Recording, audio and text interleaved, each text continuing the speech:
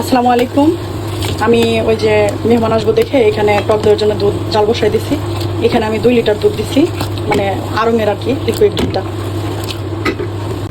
আর এখানে 1 ঘন্টা ডিম ভিজাই রেখে ধুয়ে ঝর্ণা দিছি আর কি। আর এখানে হচ্ছে 2টা ফার্মের মুরগি ধুয়ে রাখছি। এখানে হচ্ছে 4টা সোনালী মুরগি, এগুলোও ধুয়ে রাখছি। এখানে হচ্ছে গরুর গোশ, এটাও ধুয়ে রাখছি। এখানে হচ্ছে 2টা ইলিশ, বেশি বড় না, মানে 600 গ্রাম করে হবে। আর হচ্ছে এখানে হচ্ছে রোস্টের জন্য মশলাটা 3-4 আইটেমের বাদাম, একটু বেরেস্তা, এই মানে রোস্টের মশলাটা আমি বাসায় বানাই, এটা ব্লেন্ড করে রাখবো ইনশাল্লাহ।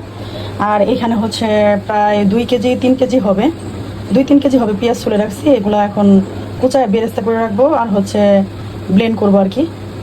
এই তো আলহামদুলিল্লাহ। আসলে একা একা সব কিছু করতে হয়, তো হেল্প করার মতো কেউই নাই। এর জন্য আমি একটু গুছায় রাখি। গুছায় রাখলে আমার রান্না করাটা সহজ হয়ে যায়। রান্না করাটা কোনো ব্যাপার না, গুছানোটা কঠিন।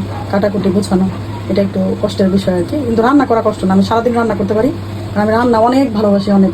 আসলে মোট কথা, আমার বাজান আসবে, তো মানে বাজানটা আসলে ওইভাবে আমি কিছু করতে পারি না, ও অনেক বিজি থাকে। আমার অনেক কিছুই ওর জন্য রান্না করতে মন চায়, কিন্তু দেখা যায় ও আসতে পারে না, আবার আমিও বিভিন্ন ব্যস্ততার জন্য করতে পারি না। ওকে, আল্লাহ হাফেজ।